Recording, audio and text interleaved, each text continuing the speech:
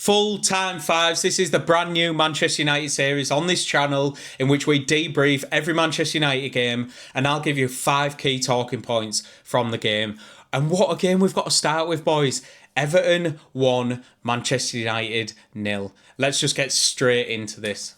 So in at number 1, Joshua Zirkzee Manchester United career is done, is finito. And I don't say that lightly because I like Joshua Zirkzee as a personality. And I also find his style of play nuanced and exciting when he's on form. He's good to watch. There was games last season. You think of Everton last year. You think of certain other games where he was on form.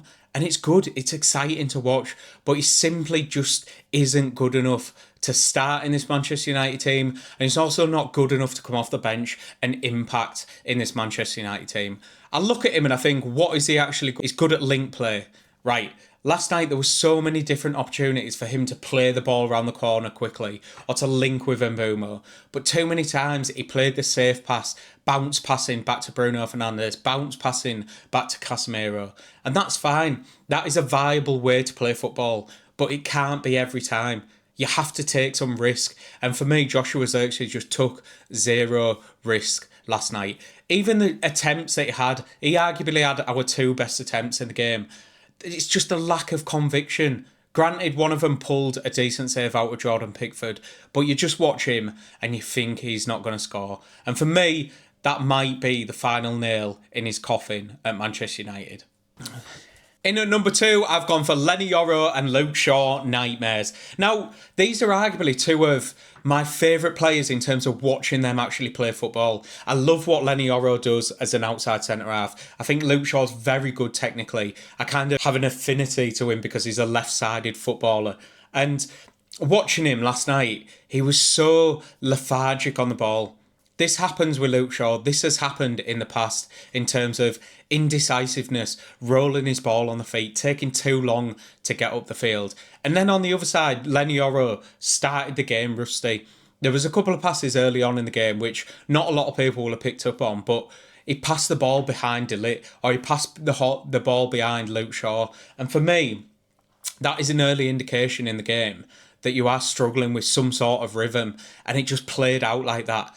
This was a game that Lenny Yoro really struggled in. And this was a game that we really needed him not to struggle in. You think of that one-man advantage. Where does that come from in this Manchester United team? It's them 2 outside centre-halves.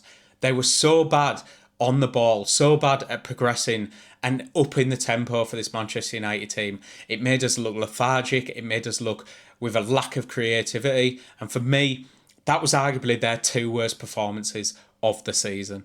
In at number 3, we've got Bruno, the quarterback, right? I spoke about this on my TikTok channel and I said, when we see Bruno Fernandes going and picking it up off De Ligt, that is when you need to have your head in your hands as a Manchester United fan. When he's going 2 yards off the ball and spraying these scattergun passes all around the pitch with no rhythm, no kind of systematic idea behind them. He started doing that from about 15-20 minutes in. And granted, when they go down to 10 men, you need Bruno Fernandes to get on the ball, but he just does it in the wrong way. Yes, you have to switch play at times, but you also have to keep the ball, and he has to be the one that sets the tempo. Go and get the ball, go and give it to a winger, go and get it back, go and do that type of thing. But too often we see Bruno Fernandes becoming this quarterback, sitting next to the centre-halves and spraying these hopeless balls. And for me, as soon as you see that as Manchester United fan, we are struggling.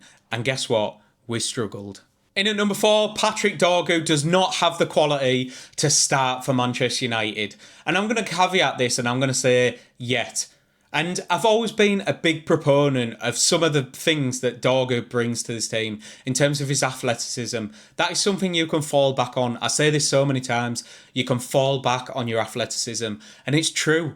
In terms of tenacity, in terms of getting up the pitch, in terms of being a physical presence, he's got that. He's never going to lose that. But for me, his on-the-ball ability last night really got shown up.